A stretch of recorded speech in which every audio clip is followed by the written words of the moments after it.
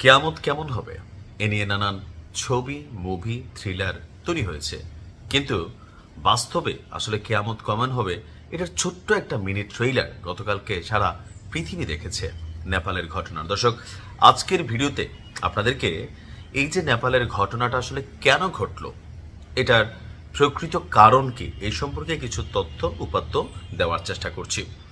কেউ বলছেন যে এটা কি ভূমিকম্প। আসুন দেখি ভূমিকম্প নিয়ে কি বলছে।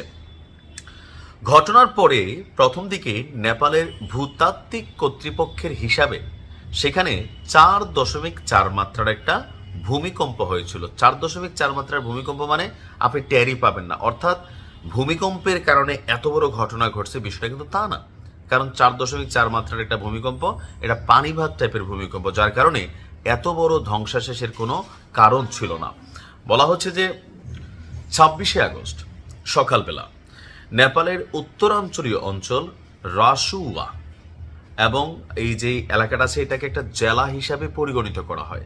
তো ওই জেলার যে সীমান্তরি আছে নেপাল এবং চীন, এই সীমান্তের কাছাকাছি হঠাৎ বিপুল পরিমাণ পানি, বরফ, পাথর, কাদা একসাথে যে নদীটা আছে, আপনার এই নদীটার নাম সম্ভবত ভ্যাটোকেশি।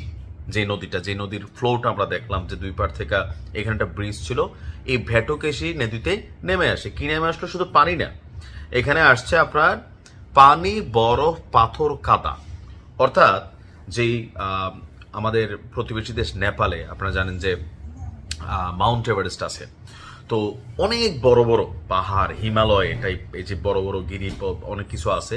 তো এগুলোর উপরে যেখানে বরফ জমে থাকে, তো অনেক সময় হয় কি যে এই মুহূর্তে যে বিশ্বজুড়ে যে বৈশ্বিক উষ্ণতা, ক্লাইমেটের সমস্যা, তারপর ধরেন মন মতো গাছ কাটা, পাহাড় কাটা, এগুলোর কিন্তু একটা দীর্ঘমেয়াদী ইফেক্ট তৈরি হয়। যেমন বাংলাদেশে ধরেন এখন কি পরিমাণ গরম লাগে, আগে কিন্তু এত গরম লাগতো না। মূল কথা হচ্ছে যত আপনি গাছ কাটা ফেলবেন, পাহাড় কাটা ফেলবেন, প্রকৃতির যে ভারসাম্য এগুলো কিন্তু ডিস্টার্ব হয়। বাংলাদেশও হয় না, চট্টগ্রামে, বান্দরবানে আপনি দেখবেন যখন অতিবৃষ্টি হয় সরকারের পক্ষ থেকে ঠিক পাহাড়ের পাদদেশে, অর্থাৎ ঠিক পাহাড়ের নিচে অনেকে গিয়ে ঘরটর বানায়, পাকা, আধা পাকা, সেমি পাকা। তো এই ঘরগুলোতে যারা বসবাস করে তাদেরকে কিন্তু সরাই নেই। কেন? যে কোনো সময় এই যে মাটি কাটার কারণে, পাহাড় কাটার কারণে এটার যেই ভিত্তিটা আছে সেটা নইরা গেছে, ব্যালেন্সটা এটা পিছলাইতে পারে।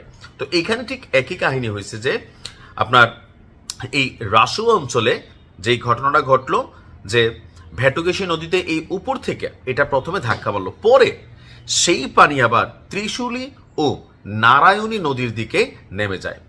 স্যাটেলাইট এবং প্রাথমিক কারিগরি বিশ্লেষণ অনুযায়ী ঘটনার পরে তিব্বতের দিকে নদীর উপরে যে বরফ এবং ধ্বংসাশেষ ছিল, এখন এগুলো কই থেকে আসছে, কিভাবে হয়েছে, এটা হয়তো আরো 2-1 দিন যাওয়ার পর আমরা আরো ডিটেল জানতে পারবো। তো সেগুলো সেখানে বাধা তৈরি করে রাখছিল। সেখানে সাময়িকভাবে পানি জমে থাকার কারণে একটা ছোট্ট হ্রদের মতন তো বা হ্রদের মতন তৈরি হয়েছিল জলধারা। ওই জলধারাটা ভাইঙা ঠাস করে এগুলা একসাথে ভ্যাটোকেশি, তারপর ত্রিশূলী, তারপর হচ্ছে নারায়ণী নদী, অর্থাৎ এরপর যেটা ঘটলো ইতিহাস। তো এই পর্যন্ত মৃতের সংখ্যাটা, ক্ষয়ক্ষতি হচ্ছে প্রায় আপনার নেপাল এবং তিব্বত মিলিয়ে, এটা দুইটা অংশকেই ডিস্টারবেন্স করছে, 160 জনেরও বেশি মানুষ এখানে মারা গিয়েছে। বিভিন্ন আপডেটে বলছে, যেটা কেউ বলছেন 170 পর্যন্ত। আর নিখোঁজ মানুষের সংখ্যা প্রায় 1300 থেকে আবার কেউ কেউ বলছেন 1500।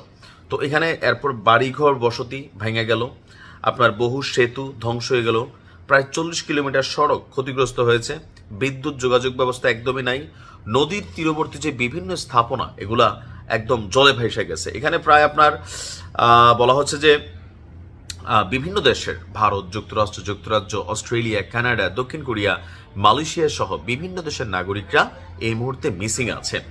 আর এটা কোনো বর্ষার বন্যা ছিল না, এটা ছিল আপনার ওই যে হঠাৎ বিশাল পরিমাণ পানি, বরফ, পাথর, কাদা একসাথে নদী উপত্যকায় নেমে আসে। আর পাহাড়ের যে সরু উপত্যকা, মানে ছোটখাটো চিকন উপত্যকা যেগুলা বা একটু কম হাইটের, এমন প্রবাহে গতি ও ধ্বংস ক্ষমতা সবসময় বেশি হয়। তাই কয়েক মিনিটের মধ্যেই আপনার একটা কেয়ামতের ট্রেইলার সারা পৃথিবী দেখলো। তো এ নিয়ে এখন আসলে করণীয় কি আছে? আপাতত কিচ্ছু করার নাই। আপাতত এখন আছে যেটা, আমরা দোয়া করা, যারা মিসিং আছে তারা যেন সুস্থ থাকে। আর ত্রাণ কার্যক্রম ওই দেশ থেকে ভারতের কাছে, চীনের কাছে, বাংলাদেশের কাছে চায় নাই, তবে আমার মনে হয় বাংলাদেশের সরকারের পক্ষ থেকেও নেপালের মানুষদের পাশে এই দুর্যোগ প্রবণ সময়টাতে আসলে সাপোর্টিং করা উচিত। চীন আগামীতে যেন এমন ধরনের ঘটনা না হয় সেটার জন্য চীন আপনার একটা নির্দেশনা দিচ্ছে, সব কিছু মিলাইয়া তো একটা পজিটিভ অবস্থান চীনের পক্ষ থেকে বলা হয়েছে ভবিষ্যতের জন্য। কিন্তু রাইট নাও একটা কেয়ামতের ধ্বংসাশেষ ওই মুহূর্তে আমরা দেখতে পাচ্ছি আর কি। আল্লাহ সবাইকে শোকগ্রস্ত যে পরিবারগুলো আছে তাদেরকে এই শোক সইবার তৌফিক দান করুন। ভালো থাকুন। আসসালামু আলাইকুম।